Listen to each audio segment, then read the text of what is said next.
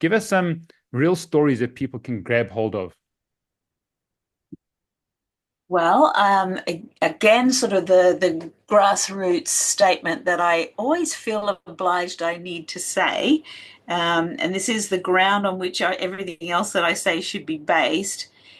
Any exercise, virtually any exercise, even swimming, is better than no exercise.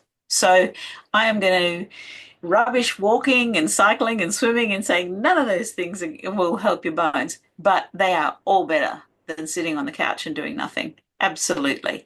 Because not only are osteoporotic fractures a problem based on bone, it's a problem based on falls. So anything that will help to keep you on your feet and stop you from falling is also an osteoporotic exercise. So there are many of those things involved.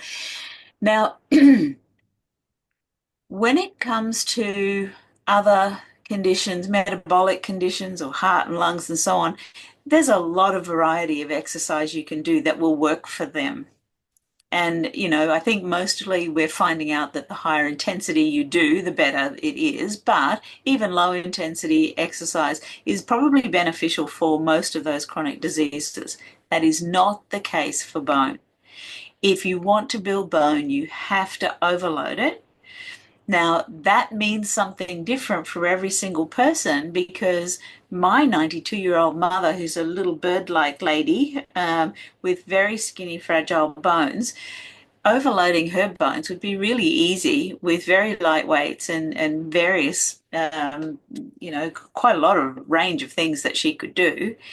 Um, but for me, I'm much more robust. My bones are much stronger. I really do need to go outside of my regular daily activities and overload my whole musculoskeletal system if I want my bones to grow. And if I don't do that, I may I will probably lose bone mass across life. Through menopause, lose a lot more. Men don't go through the same dramatic loss at menopause, but they certainly lose across life. Staying as active as you possibly can throughout life is going to prevent that loss more than doing nothing.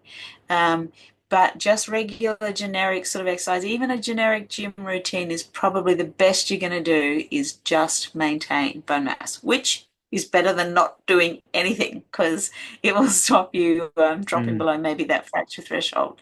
So I'm not sure that I'm answering your question specifically, but I guess the point is for both men and women, both need to overload their bones consistently throughout life if they want to grow bone.